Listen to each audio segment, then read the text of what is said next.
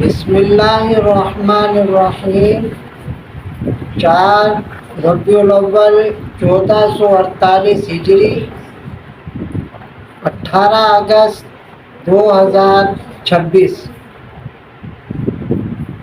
روز منگل۔ روزانہ کے معمول کے مطابق کچھ دین کی باتیں کرنے کا ارادہ ہے۔ آج ایک پیاری حدیث نظر کے سامنے سے گزری۔ آپ صلی اللہ علیہ وسلم کی حدیث مبارکہ ہے جس کا مفہوم ہے اللہ تعالی بندے کی مدد میں رہتا ہے۔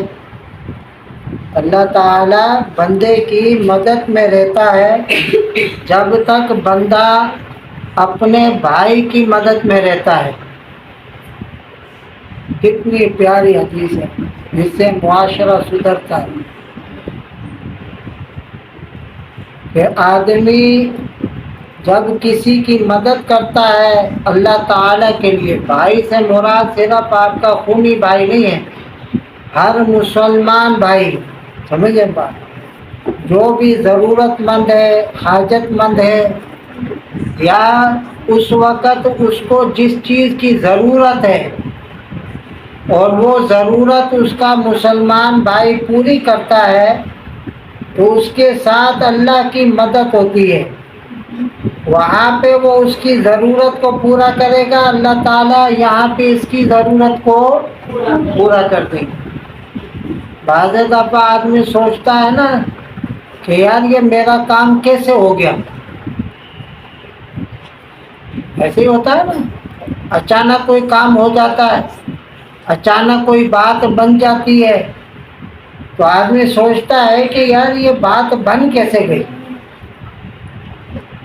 امید نہیں تھی، یہ کام کیسے ہو گیا۔ پھر کوئی بھلا آدمی، نیک آدمی کہتا ہے کہ شاید آپ کی کوئی نیکی کام آ گئی۔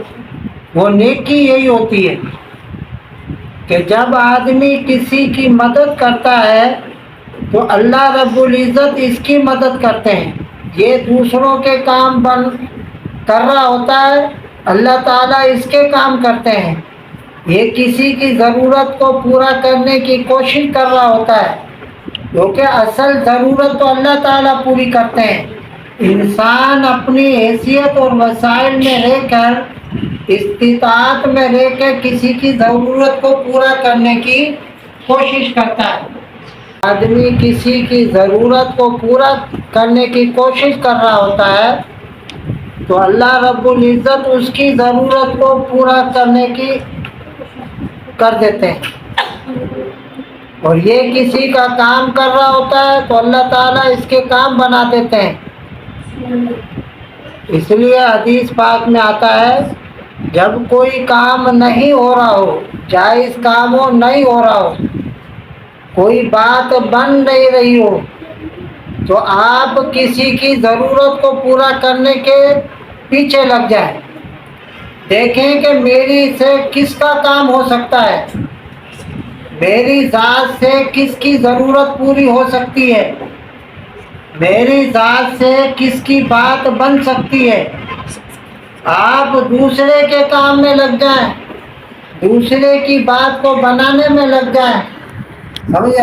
اللہ رب العزت آپ کے کام کو پورا کرنے کے لیے لگ جائیں گے، اور وہ جس کے پیچھے اللہ تعالیٰ لگ جائے وہ کام ہو کے رہتا ہے، وہ کام بن کے رہتا ہے۔ اس لیے اس حدیث پاک میں یہ بتایا کہ اللہ تعالیٰ بندے کی ضرورت کو پورا کرنے کے اندر لگا رہتا ہے جب تک بندہ اپنے بھائی کی مدد میں رہتا ہے۔ اللہ تعالیٰ کی مدد اس کے ساتھ ہی شامل حال ہوتی ہے جو اپنے بھائی کی مدد میں لگا رہتا ہے۔ یہ ضرورت آدمی کی مختلف ہوتی ہے، جیسے میں بتاتا رہتا ہوں کہ آدمی کو ضرورت اگر پیسوں کی ہے تو پیسہ ایسی چیز ہے، اس سے ہر چیز ضرورت پوری ہو جاتی ہے۔ دفتروں میں آفس میں کسی کا کام نہیں ہو رہا، آپ کی رہنمائی سے مدد سے کام ہو سکتا ہے تو آپ کر دیں رشوت لیے بغیر. سمجھے نا؟ بہت لوگ رشوت لیتے ہیں. سمجھے؟ پھر اس کے مختلف نام دے رکھے ہیں جدید. ساری یہ مٹھائی ہے، مٹھائی کیا ہے؟ مٹھائی. رشوت نہیں ہے، مٹھائی ہے. مٹھائی تو پہلے بھی دے سکتا تھا یا تو لے سکتا تھا. یا کہتے ہیں ہدیہ. ہدیہ ایک عظیم چیز ہے، اس کو بھی بدنام کر دیا. ہدیہ دینا ایک دوسرے کو، یہ تو نبی کی سنت ہے، اس سے محبتیں بڑھتی ہیں لیکن مطلب کے لیے نہیں. جیسے شادی ہو رہی ہوتی ہے کسی بچے کی، بچی کی، تو جا کے اس کو دیتے ہیں صحیح ہماری طرف سے ہدیہ. یہ موقع نہیں ہے دینے کا. سمجھ آ گا؟ یہ تو قرض ہے. آج تو نے 500 روپے دیا، کل کو تو 1000 روپے وصول کرے گا. لسٹ میں نام لکھتے ہیں تو یہ ہدیہ، یہ موقع نہیں ہے. شادی بیاہ کے موقع کے اوپر کچھ بھی نہیں دیا کرو. سمجھے؟ اسی طریقے سے عید کے موقع پہ عیدی دیتے ہیں. اس کا مطلب بھی یہی ہوتا ہے کہ میں اس کے بچے کو دے دوں. یہ قرض ہے.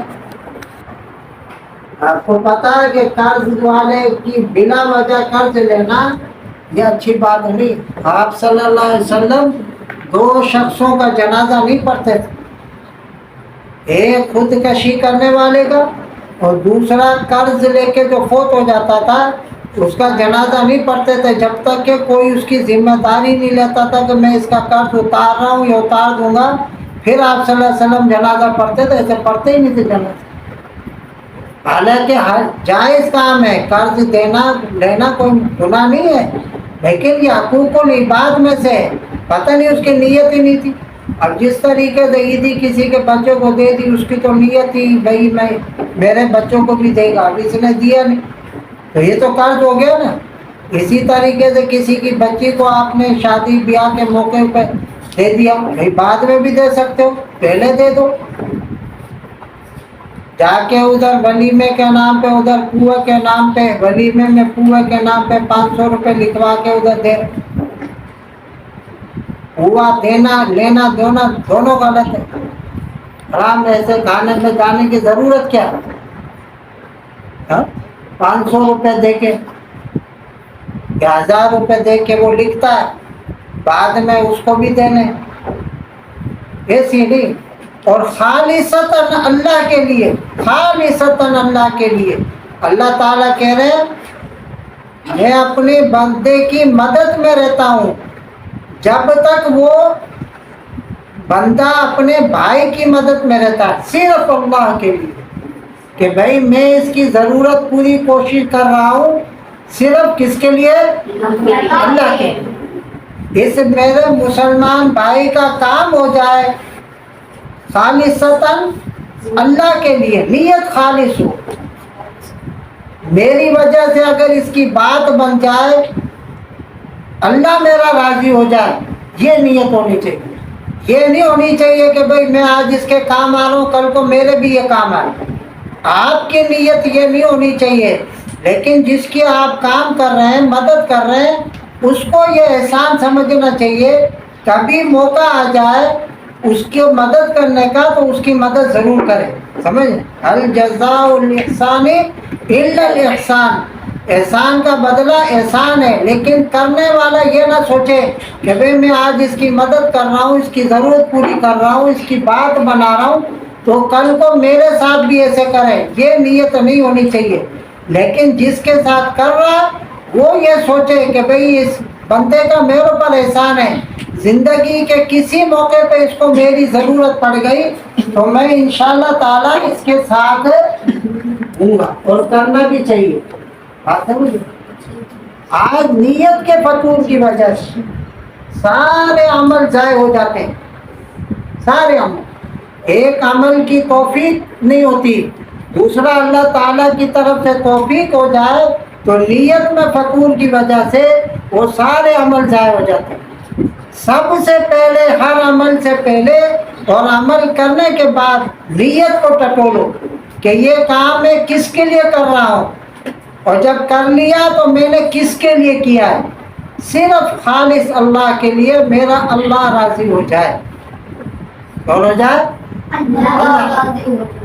جنت تو ویسے ہی مل جائے گی، جنت کے لیے بھی نہیں کرنا چاہیے، صرف اللہ راضی ہو جائے۔